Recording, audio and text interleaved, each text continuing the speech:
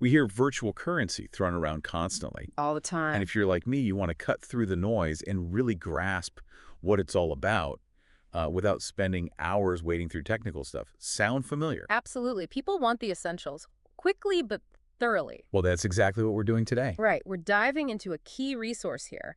Virtual currency FinCrime And intelligence. crime intelligence, okay. Yeah, this platform is laser focused on understanding the links between virtual currencies and financial crime. So it gives a really grounded perspective on what these digital assets are. And how they operate in the real world, warts and all. Exactly. So our mission today is pretty straightforward. Pull out the core knowledge about virtual currency from this briefing. What is it? What makes it tick? And crucially, what challenges does it pose, particularly for tackling illicit finance? Right. We're aiming for clarity and insight, not getting lost in the weeds. Okay, so at its heart, virtual currency, you often hear cryptocurrency. It's basically a digital or electronic form of money, Purely digital. purely digital. And it uses cryptography for security. Cryptography, like secure coding. Sort of, yeah.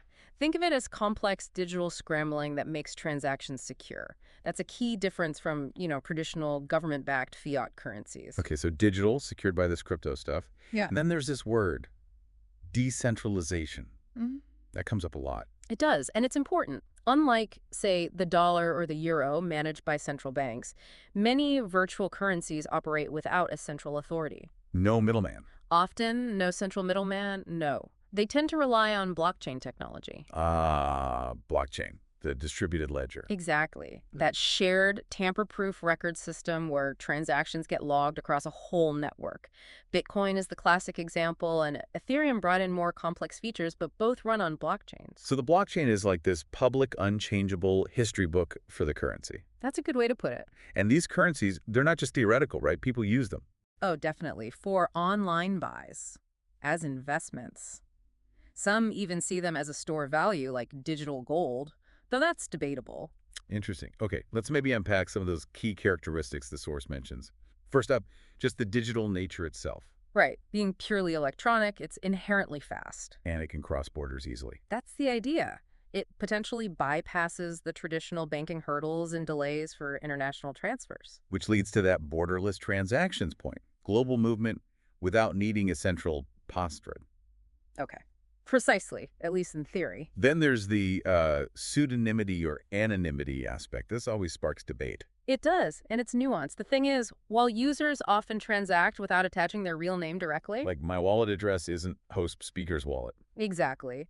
But the level of privacy varies. And remember, those transactions, they're usually recorded on that public blockchain. Right. So pseudonymous maybe, but not necessarily invisible.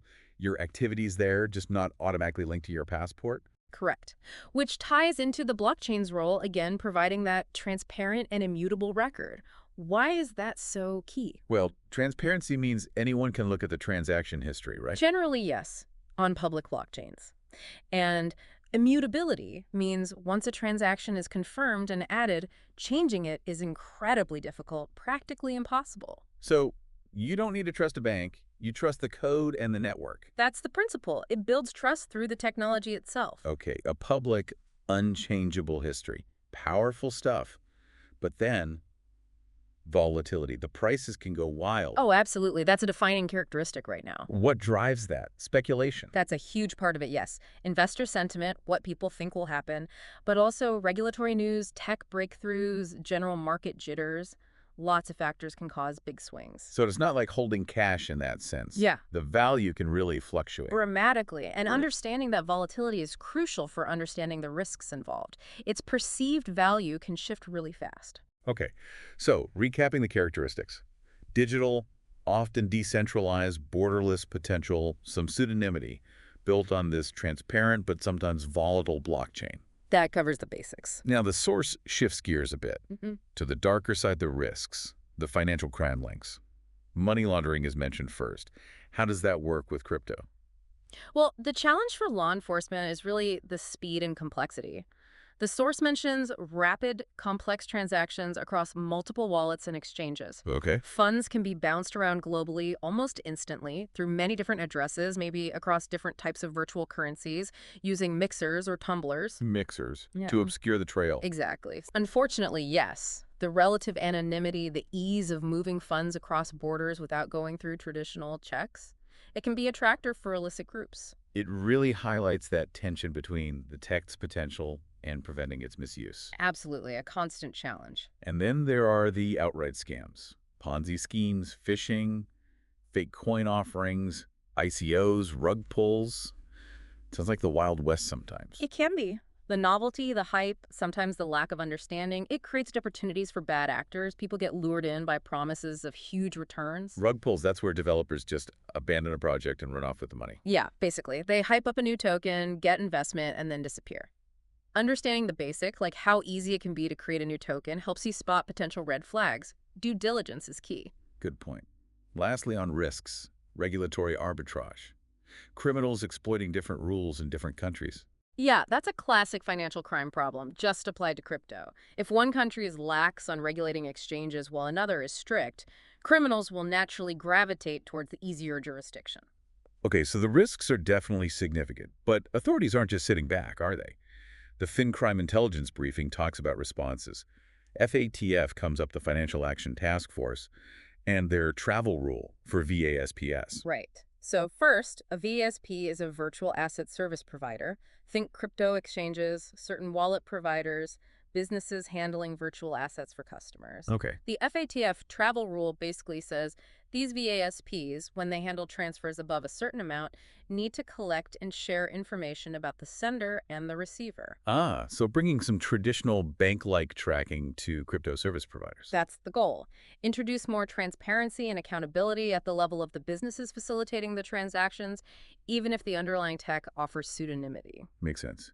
The source also mentions more places bringing in licensing requirements. Definitely. Many countries now require crypto exchanges and similar businesses to register, get licensed, and crucially implement AML and KYC procedures. Anti-money laundering and know your customer, like banks have to do. Exactly the same principles. Verifying customer identities, monitoring for suspicious activity. And sanctions compliance is tightening too. Authorities like OFAC targeting specific crypto addresses. Yes. As crypto becomes more mainstream, it can't be a loophole for dodging sanctions. Agencies are getting better at identifying wallets and services linked to sanctioned individuals or regimes and taking action. And for firms dealing with crypto, there's a need for enhanced due diligence. They need to be extra careful. Absolutely. They need really robust systems to assess customer risk and monitor transactions, given the specific risks we've talked about. It's not business as usual. Okay, so a definite push towards regulation and oversight. But it's not all risk, right? The briefing highlights innovation too. Financial inclusion, for instance. How can crypto help people left out by banks? This is potentially a huge benefit.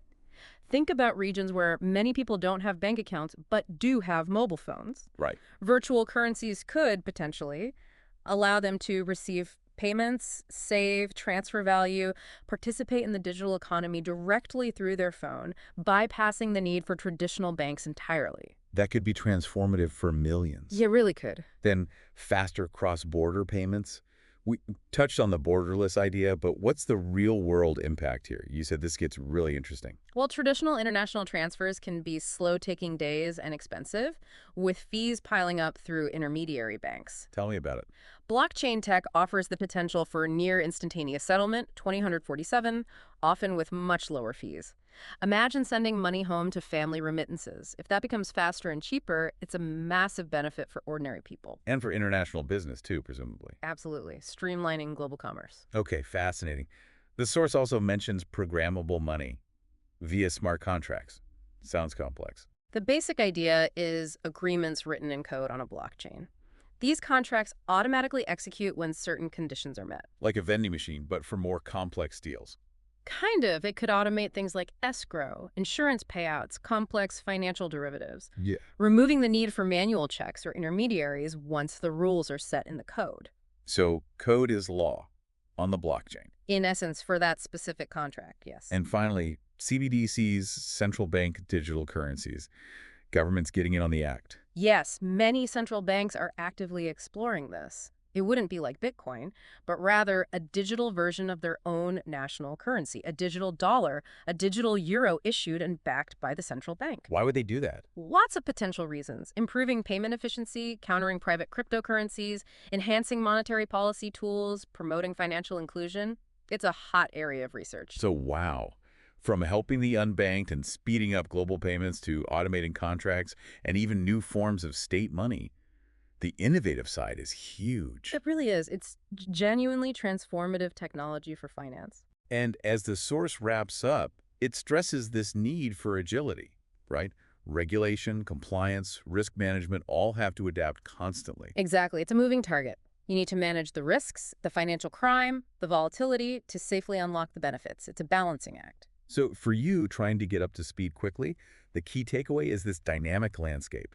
Incredible potential, significant risks, and a constant evolution in how we manage it all. Precisely put. Okay, so let's quickly recap the key points for everyone. We defined virtual currency, digital, cryptographic, often decentralized on a blockchain. We hit the key characteristics: digital, borderless potential, pseudonymity, transparency via blockchain, but also volatility. Then we looked at the dark side, the risks of money laundering, terror financing, fraud, and regulatory gamesmanship. Followed by the response. Things like the FATF travel rule, licensing sanctions, and enhanced due diligence for businesses involved. But we finished on the upside. Potential for financial inclusion, faster global payments, programmable money through smart contracts, and even central bank digital currencies. Yeah, that covers the core ground from the briefing. It should give you a solid foundation for navigating this complex space. Definitely, it connects back to wanting that clear foundational understanding without getting overwhelmed. Hopefully, this deep dive delivers that. And here's something to really chew on. Consider this inherent tension. On one side, you have the original crypto ideals, decentralization, pseudonymity. On the other, this growing, undeniable need for regulation and oversight to fight crime and protect users. That's the central dilemma, isn't it? It really is. How do you balance those? What kind of equilibrium is even possible, and what trade-offs are we willing to accept along the way? That's a massive question that's going to shape finance for years to come. Something for you to think about.